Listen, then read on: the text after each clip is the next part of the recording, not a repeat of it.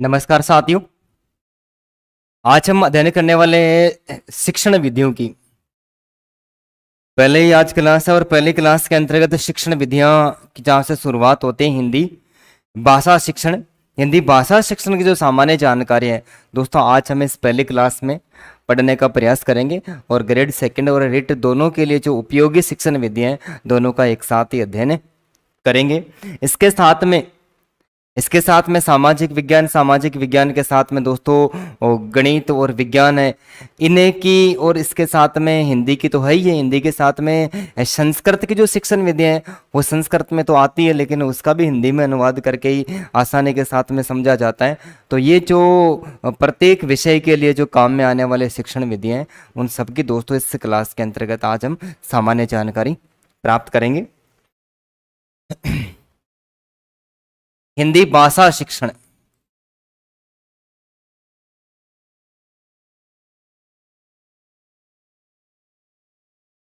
हिंदी भाषा शिक्षण में दोस्तों सबसे पहले हम थोड़ी सी जानकारी प्राप्त करते हैं भाषा के बारे में।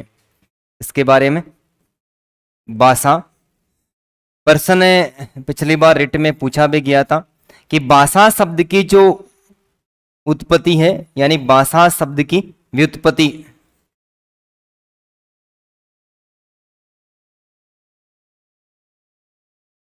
भाषा शब्द की व्युत्पत्ति कैसे हुई है, यहां से भी एक प्रश्न पूछा गया था। तो भाषा शब्द है, ये भाषा शब्द भाषा शब्द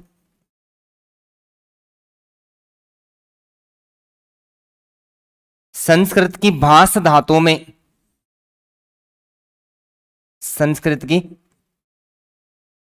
कौन सी धातु दोस्तों, भाष धातु, संस्कृत की भाष धातु में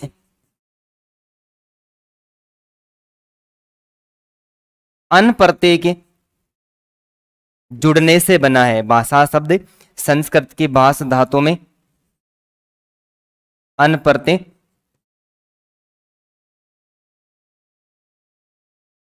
जुड़ने से बना है, जिसका जिसका शाब्दिक अर्थ होता है, जिसका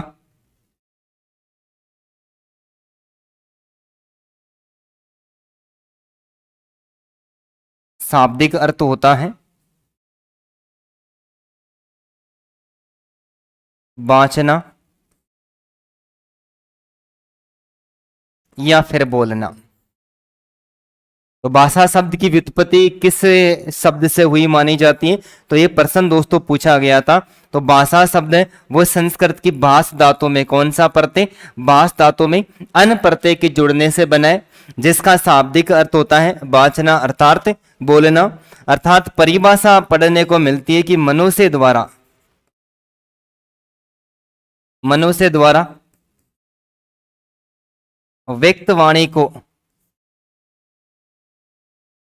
मनुष्य द्वारा व्यक्त वाणी को ही दोस्तों भाषा कहते हैं। मनुष्य द्वारा व्यक्त वाणी को, कि मनुष्य बोलकर अपने विचारों को व्यक्त करता है, मनुष्य बोलकर अपने विचारों को क्या करता है, व्यक्त करता है। तो मनुष्य द्वारा व्यक्त वाणी को ही क्या कहते हैं दोस्तों, मनुष्य द्वारा व्यक्त वाणी को ही भाषा कहते हैं। ये परिभाषा दोस्तों हमें महर्षि पतंजलि के द्वारा पढ़ने को मिलती है। किसके द्वारा, महर्षि पतंजलि की ये परिभाषा हमें पढ़ने को मिलती है कि मनुष्य द्वारा व्यक्त वाणी को ही भाषा कहते हैं। अर्थात अपने भावों, विचारों व अनुभवों को स्पष्ट रूप से, अर्थात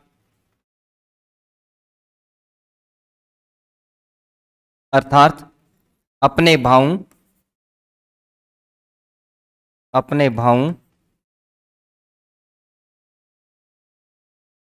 विचारों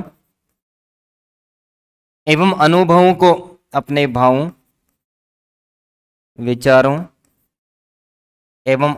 को, अपने भावों विचारों एवं अनुभवों को स्पष्ट रूप से स्पष्ट रूप से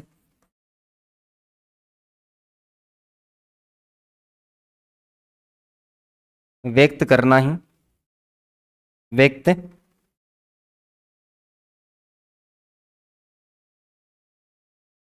करने को ही भाषा कहते हैं। व्यक्त करने को ही क्या कहते हैं दोस्तों? भाषा कहते हैं। तो हम अपने विचार किसी के समक्ष या तो बोलकर व्यक्त करते हैं, अपने विचारों, अपने भावनाओं और अपनी सूचनाओं को किसी के समक्ष दोस्तों बोलकर व्यक्त करते हैं। उसे व्यक्त वाणी को ही किस नाम से पुकारा जाता है दोस्तों? उस व्यक्त वाणी को ही भाषा के नाम से पुकारा जाता है। किसके नाम से? भाषा के नाम से पुकारा जाता है। और दोस्तों यहां पर हमें भाषा के दो रूप पढ़ने को मिलते हैं। भाषा के रूप और भाषा के कितने रूप? भाषा के रूप दोस्तों, भाषा के हमें दो रूप पढ़ने को मिलते हैं, जिसके अंतर्गत एक उच्चारित या मौखिक भाषा, उच्चारित या मौखिक भाषा।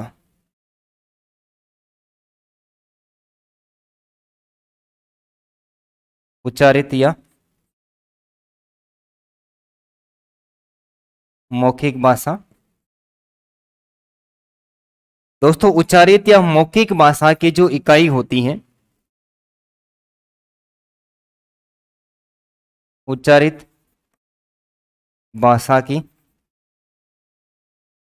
जो इकाई होती है दोस्तों, इकाई नाद होती है। नाद यानी गूंज, नाद नहीं दोस्तों, नाद होती है।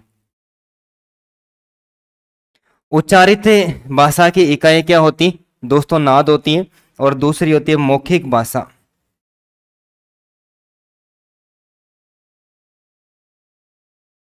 मौखिक भाषा दोस्तों, भाषा के दो रूप माने जाते हैं, उच्चारित या मौखिक भाषा और इसके साथ में लिखित भाषा। दूसरी पढ़ने को मिलती है दोस्तों लिखित भाषा। उच्चारित मौखिक भाषा और लिखित भाषा।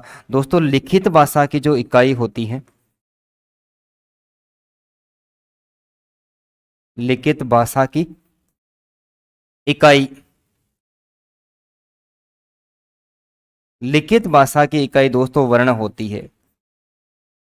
मौखिक और उच्चारित भाषा की इकाई तो नाद होती है, और नाद के साथ में दोस्तों लिखित भाषा की जो इकाई होती है वो क्या कहलाती है? वर्ण कहलाती है।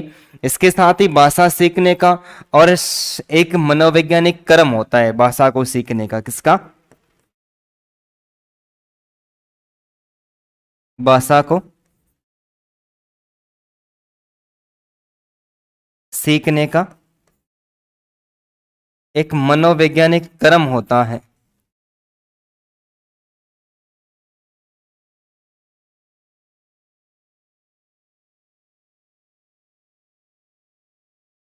भाषा को सीखने का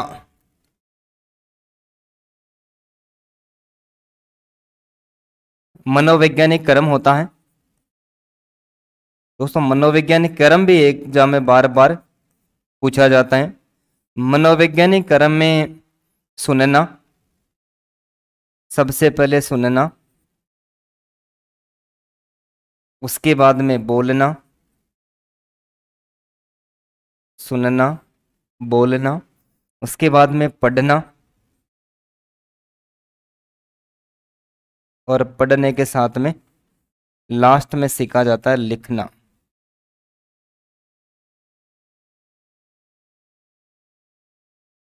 पढ़ना और चौथा लिखना। दोस्तों ये भाषा का मूलभूत कौशल भी होता है। ये भाषा को सीखने का जो वैज्ञानिक क्रम होता है, वैज्ञानिक क्रम, ये भाषा का मूलभूत कौशल भी होता है। क्या होता है? भाषा का कौशल भी। भाषा के कौशल में सबसे पहले दोस्तों सुनना, बच्चा जब सीखने का प्रयास करता है और सीखने के लिए सबसे पहले वो सुनकर सीखता है, क्योंकि अनुकरण करता है। और आजकल विद्यालयों के अंतर्गत ये देखा जाता है कि जो शिक्षण प्रक्रिया है वो बाल केंद्रित शिक्षा है, और बाल केंद्रित शिक्षा के अंतर्गत जो आधुनिकतम नवीनतम तरीका जोड़ा गया है वो खेल खेल में शिक्षा दी जाती है। क्या दी जाती है? खेल खेल में शिक्षा दी जाती है। बालकों का एक ग्रुप बना लेते हैं, ग्रुप बनाकर बालकों को चारों तरफ बैठा लेते हैं, टीचर बीच में बैठ जाता है और एक बच्चे को कोई डस्टर वगैरह देते हैं, और डस्टर वगैरह देकर उसे हमें ए आ बारखड़ी या फिर जो फाड़े वगैरह सिखाने, वो बच्चा चारों तरफ घूमता है, और घूमने के बाद में वो जितना बोलता जाता है बच्चे उसका अनुकरण करते जाते हैं, और फिर वो चुपके से वो जो डस्टर है किसी अन्य बच्चे के पीछे रख देता है, और पीछे रखने के बाद में फिर वो बच्चा ऐसे एक श्रृंखला सी बन जाती है। क्या बन जाती है?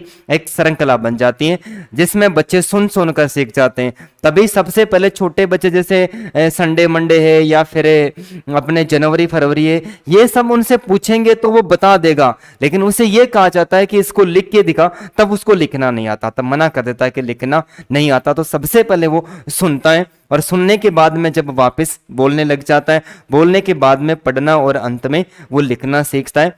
लेकिन दोस्तों खेल खेल के अंतर्गत फ्रोबेल के अलावा एक और विचारक है जिसकी भी बाल केंद्रित शिक्षण विधि मारिया मॉन्टेसरी, मारिया मॉन्टेसरी इसमें थोड़ा सा परिवर्तन कर देती है, और इसको दोस्तों एक सूत्र के माध्यम से अभी हम कर्म का निर्धारण रख सकते हैं। सुबोपली, सुबोपली सुनना, बोलना, पढ़ना और लिखना, इस सूत्र के माध्यम से भी याद कर सकते हैं। लेकिन यहां पर इस भाषा कौशल को मारिया मॉन्टेसरी, जो इटली की निवासी थी, मॉन्टेसरी विधि दोस्तों आगे पढ़ेंगे। मारिया मॉन्टेसरी ने इस क्रम को थोड़ा सा बदल दिया, और उन्होंने इसमें सबसे पहले सुनना, बोलना, और बोलने के साथ में क्रम चेंज करके लिखना, और लिखने के साथ में दोस्तों अंत में क्या किया? पढ़ना। तो अंत में पढ़ना और लिखने के उसने थोड़ा सा परिवर्तन कर दिया। तो मूलभूत कौशल के अंतर्गत सुनना, बोलना, पढ़ना और लिखना व्यक्त किया जाता है, जबकि मारिया मॉन्टेस ने सुनना, बोलना, लिखना और पढ़ना स्वीकार किया है। तो यहाँ से भी 2-3 प्रश्न एग्जाम के अंतर्गत पूछे जाते हैं, और पूछने की संभावना भी रहती है। भाषा शब्द संस्कृत की भाष धातु में अन प्रत्यय के जुड़ने से बना, जिसका शाब्दिक अर्थ होता है बांचना या बोलना। पतंजलि ने भाषा की परिभाषा को व्यक्त करते हुए कहा कि मनुष्य द्वारा व्यक्त वाणी को, लेकिन सार्थक होनी चाहिए। सिट्टी बजाते हैं तो वो व्यक्त वाणी थोड़ी संकेत है वो तो, लेकिन उसका कोई अर्थ नहीं निकलता, तो वो सार्थक नहीं होती है। मनुष्य द्वारा व्यक्त वाणी को भाषा कहते हैं, अर्थात मनुष्य अपने भावों, विचारों, अनुभवों और सूचनाओं को जिस किसी भी माध्यम से किसी दूसरे के समक्ष व्यक्त करता है दोस्तों, वो क्या कहलाती है? वो भाषा कहलाती है। भाषा के रूप की बात करते हैं तो कितने माने जाते हैं? भाषा के 2 रूप माने जाते हैं, उच्चारित या मौखिक भाषा। उच्चारित भाषा की जो इकाई होती है दोस्तों वो नाद होती है, और मौखिक लिखित भाषा की जो इकाई होती है वो क्या होती है? वर्ण होती है। और भाषा के जो सीखने का वैज्ञानिक जो क्रम होता है वो शुरू से लेकर एंड तक सुनना, बोलना, पढ़ना और लिखना जो क्रम है उसके आधार पर चलता है। लेकिन मारिया मॉन्टेसरी ने यहाँ पर क्या किया है? इसमें थोड़ा सा परिवर्तन करके लिखना को पढ़ने से पहले स्थान दिया। तो मारिया मॉन्टेसरी के अनुसार सुनना, बोलना, लिखना, पढ़ना यदि विकल्प में आता है तो उसका चयन करना है, और यदि सीधा वैज्ञानिक क्रम पूछा जाता है तो सुनना, बोलना, पढ़ना और लिखना। ठीक है, इसके बाद में पढ़ते हैं दोस्तों शिक्षण। शिक्षण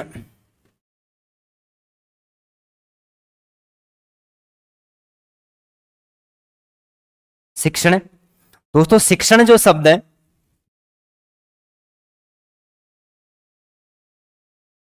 शिक्षण शब्द है वो शिक्ष धातु में, कौन सी धातु में? सिक्त धातु में अन प्रत्यय के जुड़ने से बना है।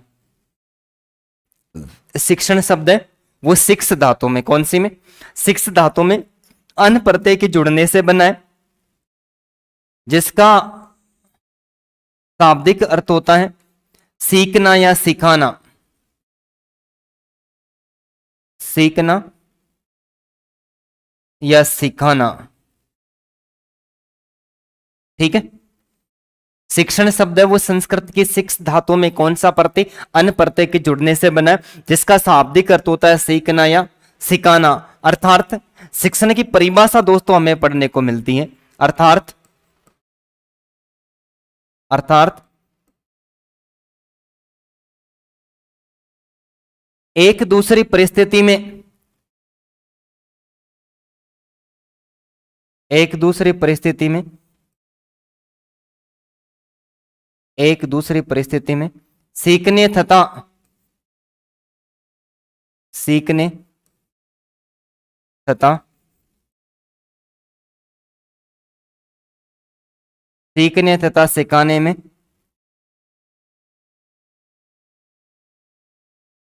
मदद करने की प्रक्रिया को सीखने तथा सिखाने में मदद करने की प्रक्रिया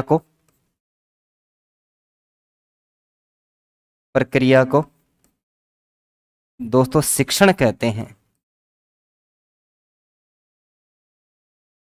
एक दूसरी परिस्थिति में सीखने तथा सिखाने में मदद करने की प्रक्रिया को क्या कहते हैं दोस्तों? शिक्षण कहते हैं। शिक्षण के अंतर्गत हमें दो तरीके पढ़ने को मिलते हैं, एक शिक्षण विधि और शिक्षण के साथ में एक शिक्षण प्रणाली। शिक्षण विधि और शिक्षण प्रणाली कितने रूप पढ़ने को मिलते हैं? यहां पर भी दो तरीके, दो में दोस्तों एक शिक्षण विधि और शिक्षण विधि के साथ में दूसरी हमें पढ़ने को मिलती है शिक्षण प्रणाली। शिक्षण प्रणाली, एक शिक्षण विधि पढ़ने को मिलती है और एक शिक्षण प्रणाली पढ़ने को मिलती है। दोनों में दोस्तों फर्क है कि शिक्षक द्वारा, सबसे पहले चर्चा करते हैं कि शिक्षण विधि किसे कहते हैं, तो शिक्षक द्वारा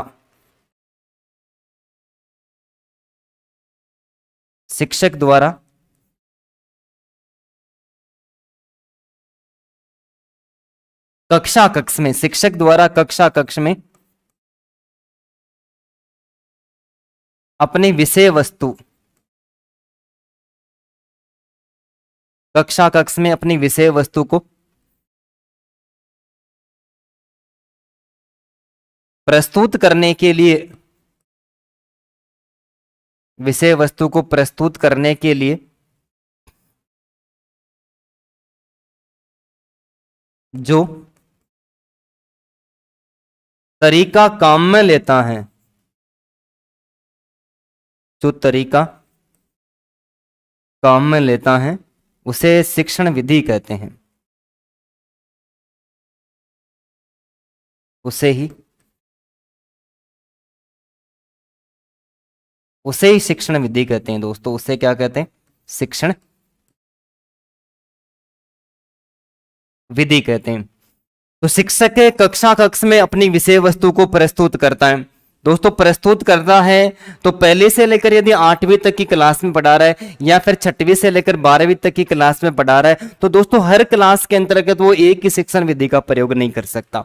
यदि वो उच्च प्राथमिक कक्षाओं के अंतर्गत पढ़ा रहा है तो एक अध्यापक को अपनी विषय वस्तु को प्रस्तुत करने के लिए खेल खेल में जो विधियां होती है, खेल खेल में सिखाने वाली विधियों का प्रयोग किया जाता है। यदि वो 10th 11th 12th के अंतर्गत क्लास ले रहा है तो वहां पर वो व्याख्या विधि का प्रयोग करता है। क्या करता है? व्याख्या विधि का प्रयोग करता है। तो शिक्षक द्वारा कक्षा कक्ष में अपनी विषय वस्तु को प्रस्तुत करने के लिए वो तरीका काम में लेता है कि हर क्लास के अंतर्गत मुझे अलग अलग शिक्षण विधि से पढ़ाना है, तो वो अपना तरीका जिस प्रकार से प्रयोग करता है पढ़ाने के लिए दोस्तों, उसे क्या कहते हैं? उसे शिक्षण विधि कहते हैं। लेकिन इस शिक्षण विधि का जो क्षेत्र होता है वो सीमित होता है। शिक्षण विधि का जो क्षेत्र होता है, शिक्षण विधि का क्षेत्र दोस्तों सीमित होता है।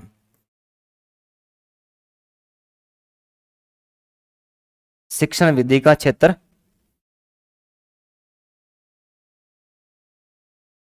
सीमित होता है क्योंकि शिक्षण विधि एक कक्षा तक ही सीमित रहती है। कहां तक? एक कक्षा तक ही सीमित रहती है। तो यह केवल एक कक्षा व एक शिक्षक को ही प्रभावित करती है। शिक्षण विधि है, यह विधि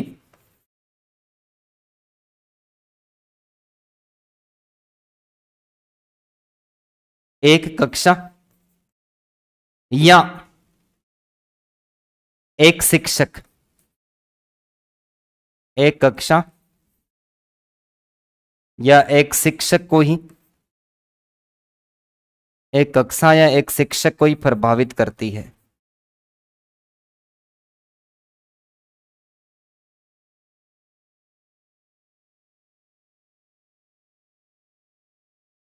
एक कक्षा या एक शिक्षक को ही क्या करती है, प्रभावित करती है। लेकिन शिक्षण प्रणाली दोस्तों इस परिभाषा के विपरीत पढ़ी जाती है। इस परिभाषा के विपरीत कि शिक्षक द्वारा अपनी विषय वस्तु को प्रस्तुत करने के लिए जो तरीका काम में लेता है वो तो शिक्षण विधि है। अलग अलग क्लास में वो अलग अलग शिक्षण विधियों से शिक्षण कार्य करवाता है। इसका क्षेत्र होता है वो सीमित होता है और ये विधि एक कक्षा या फिर एक शिक्षक को क्या करती है, प्रभावित करती है। लेकिन दोस्तों शिक्षण जो प्रणाली होती है ये थोड़ी व्यापक होती है। एक विद्यालय को एक विद्यालय को सुबह से लेकर शाम तक, एक विद्यालय को सुबह से लेकर शाम तक जिस तरीके से संचालित किया जाता है, जिस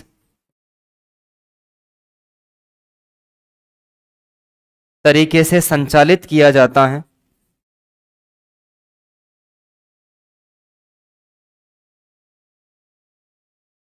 जिस तरीके से संचालित किया जाता है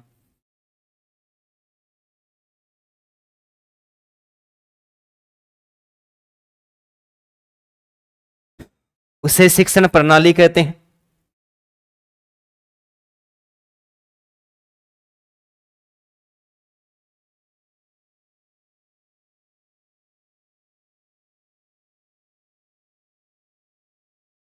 उसे शिक्षण प्रणाली कहते हैं। दोस्तों शिक्षक प्रणाली का क्षेत्र विस्तृत होता है।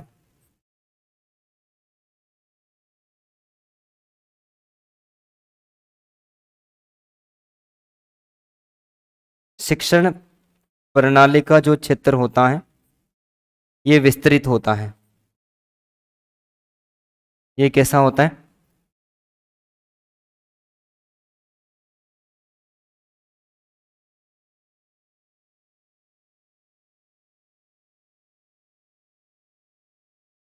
शिक्षण प्रणाली और शिक्षण प्रणाली का जो क्षेत्र होता है दोस्तों वो विस्तृत होता है, जबकि शिक्षण विधि का क्षेत्र होता है वो क्या होता है, सीमित होता है। और ये जो शिक्षण प्रणाली है विद्यालय से संबंधित होने वाली समस्त जो गतिविधियां होती हैं वो शिक्षण प्रणाली के अंतर्गत आती है। अर्थात विद्यालय के अंतर्गत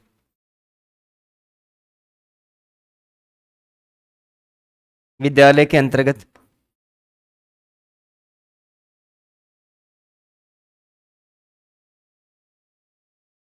विद्यालय के अंतर्गत संचालित होने वाली समस्त गतिविधियां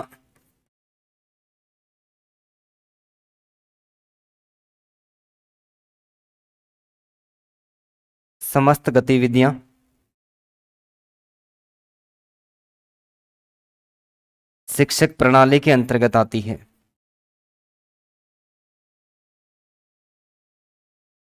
शिक्षण प्रणाली के अंतर्गत आती है।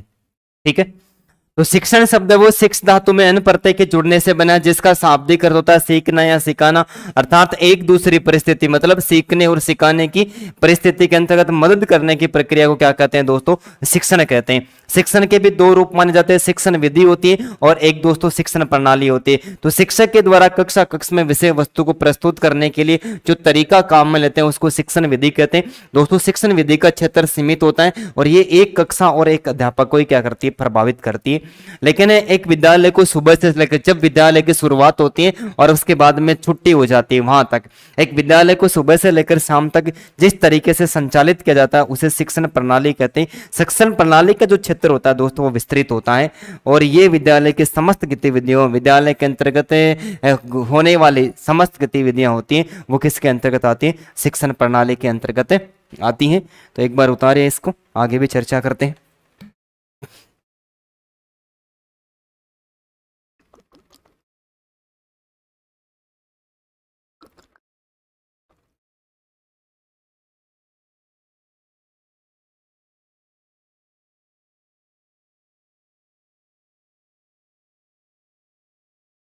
भाषा शिक्षण, इसके बाद में दोस्तों चर्चा करते हैं भाषा से संबंधित प्रमुख शिक्षण।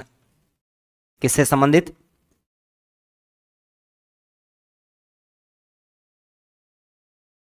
भाषा से संबंधित प्रमुख शिक्षण। भाषा से संबंधित प्रमुख शिक्षण। दोस्तों भाषा से संबंधित जो शिक्षण है, इसके अंतर्गत सबसे पहले व्याकरण शिक्षण। व्याकरण शिक्षण के साथ में गद्य शिक्षण,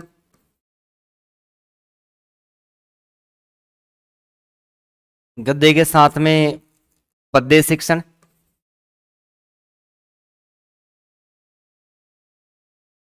शाब्दिक अर्थ होता है विश्लेषण करना। व्याकरण शब्द की व्युत्पत्ति वी तथा आ उपसर्ग। आ उपसर्ग दोस्तों मूल शब्द के पहले जुड़ता है, नया शब्द बनाता है, अर्थ में परिवर्तन कर देता है, उपसर्ग कहलाता है। धातु हिंदी में होती नहीं है, संस्कृत में होती है। और प्रत्यय भी शब्दांश मात्र होता है, किसी मूल शब्द के बाद में जुड़ता है, नया शब्द बनाता है, अर्थ में क्या कर देता है दोस्तों, परिवर्तन कर देता है। तो व्याकरण शब्द में वी तथा आ उपसर्ग करे धातु एवं अन प्रत्यय के योग से बना है, जिसका शाब्दिक अर्थ होता है विश्लेषण करना। अर्थात दोस्तों परिभाषा हमें पढ़ने को मिलती है कि व्याकरण व्याकरण एक ऐसा शास्त्र है, व्याकरण एक ऐसा शास्त्र है जिसमें बालकों को शब्द की उत्पत्ति का, शब्द की उत्पत्ति का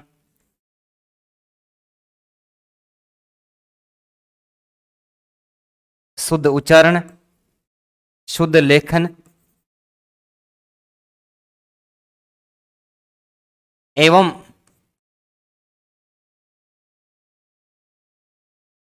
शुद्ध प्रयोग करना सिखाया जाता है। शुद्ध प्रयोग करना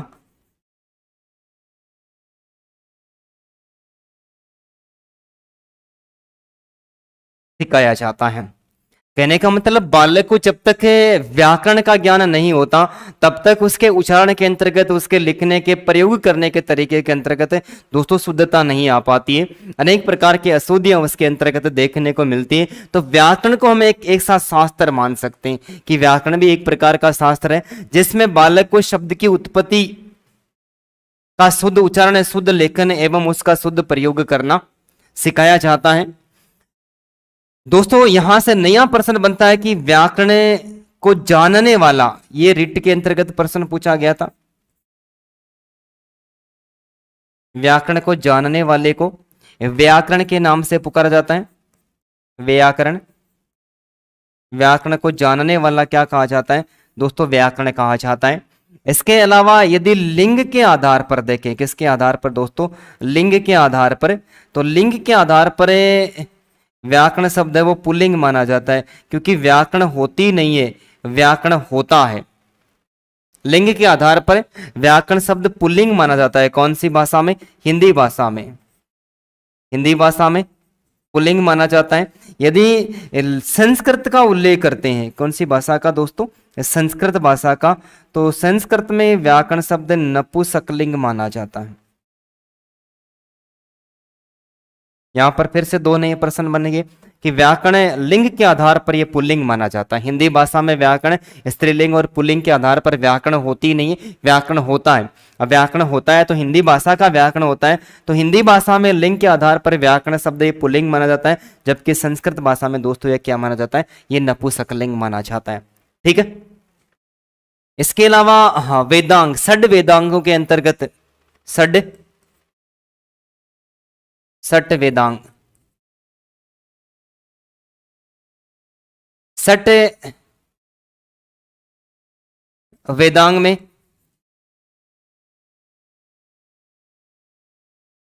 व्याकरण को शामिल किया गया है।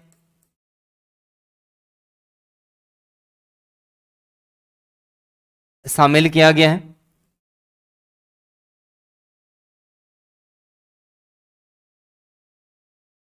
और शामिल करने के बाद में दोस्तों षड वेदांगों का जो महत्वपूर्ण स्तंभ है, महत्वपूर्ण स्तंभ है सहारा, महत्वपूर्ण स्तंभ किसको माना गया है? महत्वपूर्ण स्तंभ है वो व्याकरण को ही माना गया है। और यहां पर षट वेदांगों के अंतर्गत दोस्तों व्याकरण को किसकी संज्ञा दी गई? यहां पर षट वेदांगों के अंतर्गत व्याकरण को षट वेदांगों के मुख की संज्ञा दी गई है। किसकी संज्ञा दी गई? मुख की संज्ञा दी गई है। तो यहां पर व्याकरण को मुख माना गया, ज्योतिष, ज्योतिष को आंख माना गया, निरुक्त को कान माना गया, शिक्षा को नाक माना गया। व्याकरण को मुख, ज्योतिष को आंख, निरुक्त को कान और शिक्षा को नाक, और शिक्षा के साथ में दोस्तों कल्प को हाथ माना गया है। किसको? कल्प, कल्प को हाथ माना गया। और हाथ के साथ में छंद को दोस्तों, छंद शास्त्र को छठ वेदांगों के अंतर्गत किसकी संज्ञा दी गई है? पैर की संज्ञा दी गई है। तो ये षट वेदांग, और षट वेदांग में व्याकरण, ज्योतिष, निरुक्त, शिक्षा, कल्प और छंद को शामिल किया गया, जिसमें सर्वाधिक महत्वपूर्ण जो स्तंभ है वो भी किसको माना गया? व्याकरण को। और व्याकरण को दोस्तों किसकी संज्ञा दी गई? व्याकरण को मुख की संज्ञा दी गई। व्याकरण को किसकी संज्ञा दी गई? व्याकरण को मुख की, ज्योतिष को आंख की, निरुक्त को कान की, शिक्षा को नाक की, कल्प को हाथ की और छंद को पैर की। व्याकरण शास्त्र के दोस्तों सर्वप्रथम जो प्रवक्ता है व्याकरण शास्त्र के, किसके? व्याकरण शास्त्र के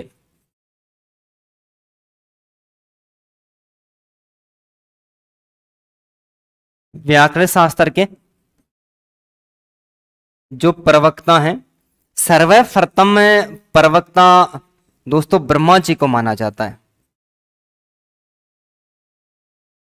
व्याकरण शास्त्र का जो प्रवक्ता है, ये प्रवक्ता किसको माना जाता है दोस्तों? ब्रह्मा जी। और ब्रह्मा जी से होकर ये ज्ञान मनुष्य तक आ गया। किसके पास में आ गया? मनुष्य तक आ गया। तो ब्रह्मा जी ने जो व्याकरण शास्त्र का ज्ञान है वो किसको दिया था? बृहस्पति को दिया था। ब्रह्मा जी ने ये ज्ञान किसको दिया दोस्तों? बृहस्पति को दिया। बृहस्पति। और बृहस्पति ने ये जो ज्ञान दिया ये देवराज इंद्र को दिया। बृहस्पति ने दोस्तों ये ज्ञान किसको दिया? इंद्र को दिया। और इंद्र को जो ज्ञान दिया था ये सायण जो लिखा गया है, सायण, सायण रचना, सायण के अंतर्गत। और इसके बाद में दोस्तों देवराज इंद्र ने यह ज्ञान भारद्वाज को दिया। और भारद्वाज ने दोस्तों ये ज्ञान है ये किसको दिया? ऋषि को दिया गया। एक ऋषि राज को दिया गया, एक ऋषि राज को दिया गया। भारद्वाज के द्वारा ये ज्ञान किसको दिया गया? ये ऋषि राज को दिया गया। और ऋषि राज ने ये व्याकरण का ज्ञान किसको दिया? ब्राह्मणों को दिया।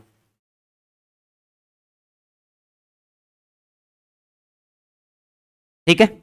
तो व्याकरण शास्त्र के दोस्तों सर्वप्रथम जो प्रवक्ता है वो भगवान ब्रह्मा माने जाते हैं। ब्रह्मा ने जो व्याकरण का ज्ञान है वो बृहस्पति को दिया। बृहस्पति ने ये ज्ञान इंद्र को दिया। और ये सायण के अनुसार हमें पढ़ने को मिलता है। भारद्वाज ने दोस्तों ये ज्ञान किसको दिया? ऋषिराज को दिया। और ऋषिराज ने ये ज्ञान किसको दिया? ये ब्राह्मणों को दिया। इसलिए प्राचीन समय के अंतर्गत संस्कृत साहित्य के यदि त्रिमुनि की चर्चा करते हैं, त्रिमुनि, ब्राह्मण यानी त्रिमुनि, इन त्रिमुनियों ने सबसे पहले व्याकरण की रचना का प्रयास किया, जिसमें त्रिमुनि में सबसे पहला हमें एक विचारक पढ़ने को मिलता है महर्षि पाणिनि। महर्षि पाणिनि। और महर्षि पाणिनि की जो रचना है दोस्तों वो अष्टाध्यायी पढ़ने को मिलती है। महर्षि पाणिनि की रचना अष्टाध्यायी। महर्षि पाणिनि की कौन सी रचना दोस्तों अष्टाध्यायी पढ़ने को मिलती है। और महर्षि पाणिनि ने अपनी जो अष्टाध्यायी रचना थी दोस्तों, इस अष्टाध्यायी रचना के अंतर्गत इन्होंने क्या किया, सूत्र, व्याकरण के सूत्र, और पाणिनि की पाठ्य पुस्तक विधि आगे पढ़ेंगे तो इसने क्या लिखा, अष्टाध्यायी रचना के अंतर्गत सूत्र, और सूत्र के साथ में दूसरा विचारक हमें मिलता है कातायन यानी वररुचि। कातायन,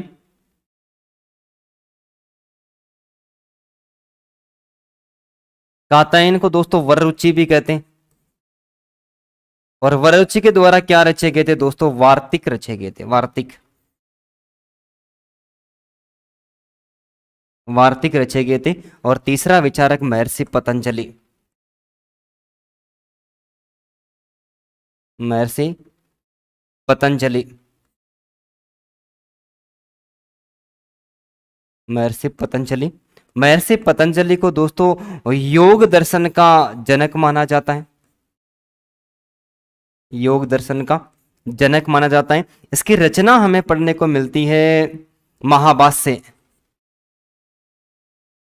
पाणिनि की रचना कौन सी पढ़ने को मिलती है दोस्तों, पाणिनि की रचना हमें महाभाष्य पढ़ने को मिलती है। और इस महाभाष्य के अंतर्गत इस पाणिनि मुनि के द्वारा इष्टि रची गई थी। क्या रची गई थी, इष्टि, इसके भाग रचे गए थे, इष्टि।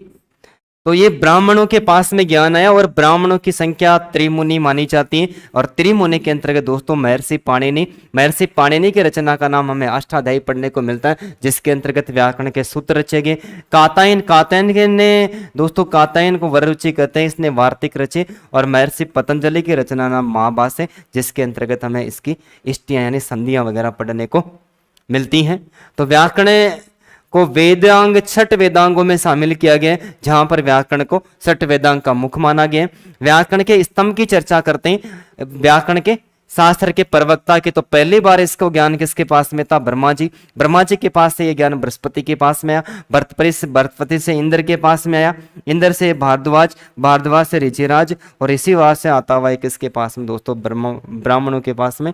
और ब्राह्मणों में महर्षि पाणिनि, कातायन और पतंजलि, इन तीनों ने क्या किया दोस्तों, व्याकरण शास्त्र की रचना करी। इनमें से महर्षि पतंजलि, महर्षि पाणिनि, पाणिनि एवं किशोरीदास वाजपेयी, पाणिनि और किशोरीदास वाजपेयी, इन दोनों ने सर्वप्रथम व्याकरण को परिभाषित किया। तो पाणिनि और किशोरीदास वाजपेयी ने व्याकरण को शब्दानुशासन कहकर पुकारा दोस्तों। क्या कहकर पुकारा है, शब्दानुशासन कहकर।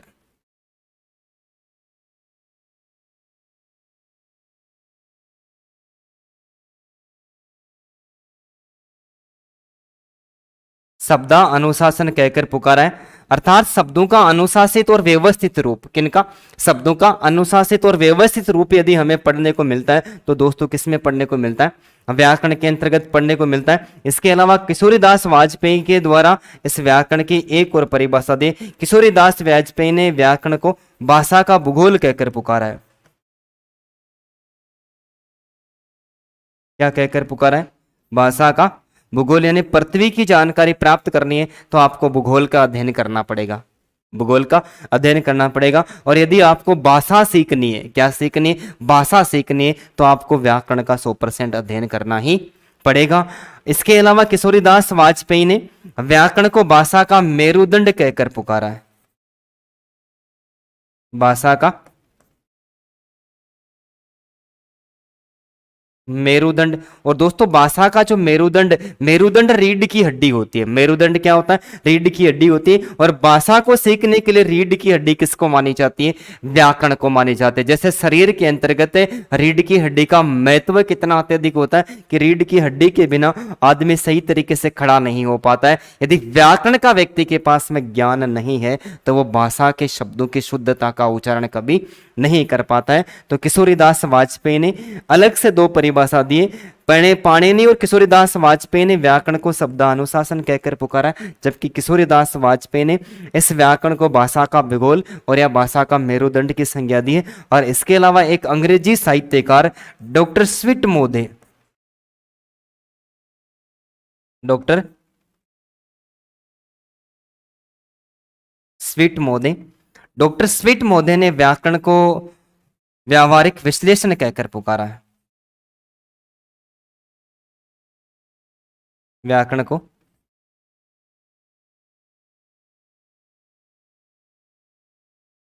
व्यावहारिक विश्लेषण,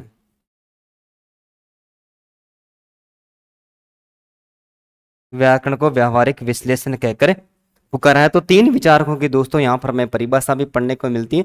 शब्दानुशासन पाणिनि और किशोरीदास वाजपेयी ने व्याकरण को कहा है। भाषा का भूगोल और मेरुदंड की संज्ञा भी किशोरीदास वाजपेयी के द्वारा दी गई। और डॉक्टर स्वीटमोर ने व्याकरण को व्यावहारिक, भाषा का व्यावहारिक विश्लेषण कहकर पुकारा है कि यदि आपको भाषा का विश्लेषण करना है, विश्लेषण का मतलब आपको इसके क्षेत्र के बारे में यदि जानकारी प्राप्त करनी है भाषा के क्षेत्र के बारे में, तो आपको सबसे पहले किसका अध्ययन करना पड़ेगा? दोस्तों आपको सबसे पहले व्याकरण का ही अध्ययन करना पड़ेगा। तो इसको आप उतारिए, इसके अलावा भी पढ़ते हैं आगे।